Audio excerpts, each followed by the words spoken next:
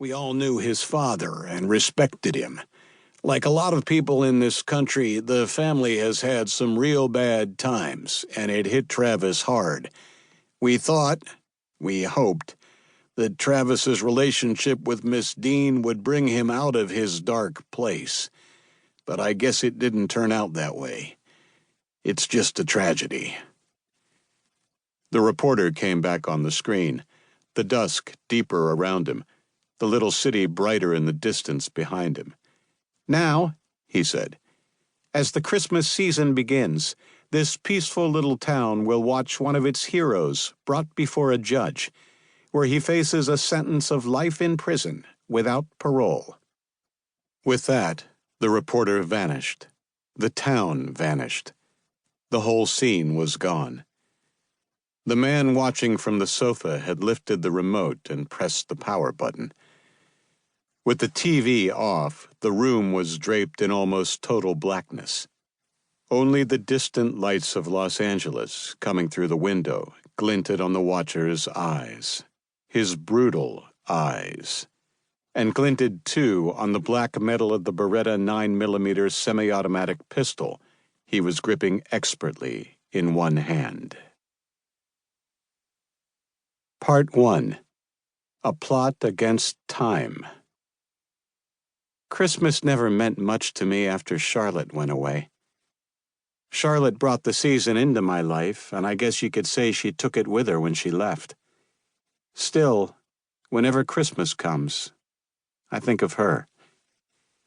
We met when we were both children, me 7, she 9 or so. I wasn't a very happy boy. A grim presence, my father once called me. And I suppose I was. Serious, silent, watchful, sad. Melancholy might be the word for it.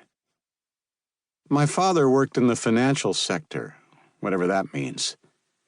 I never quite knew what he did for a living. I never had to learn. He inherited a fortune and he turned it into a bigger fortune. That's all I know. As for my mother, she dabbled in things. Little arts and crafts projects that she would occasionally try to turn into a business. We had a townhouse in the city and a mansion out by the water. I had private tutors and flew on private jets and had private birthday parties in toy stores and theme parks rented out for the purpose. A poor little rich boy. That's what I was.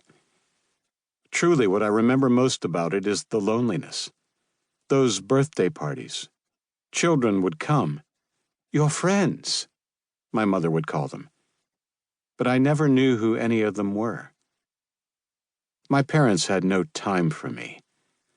Whenever they would come upon me in one of the rooms, they always looked startled, as if they'd completely forgotten I lived in the same house with them. If my mother came upon me by myself, a look of absolute panic would come into her eyes. She would ask, "Where's Nanny?" in this strained, high-pitched, near-hysterical voice.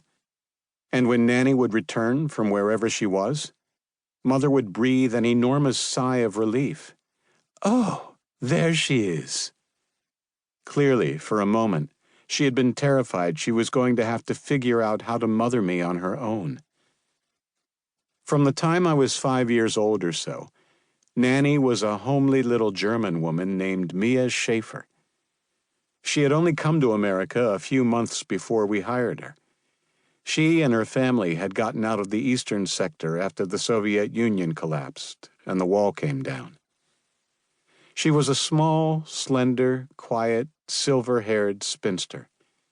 Her Teutonic rigidity and precision were softened by a rich reserve of maternal tenderness and a sly sense of humor, teasing but gentle.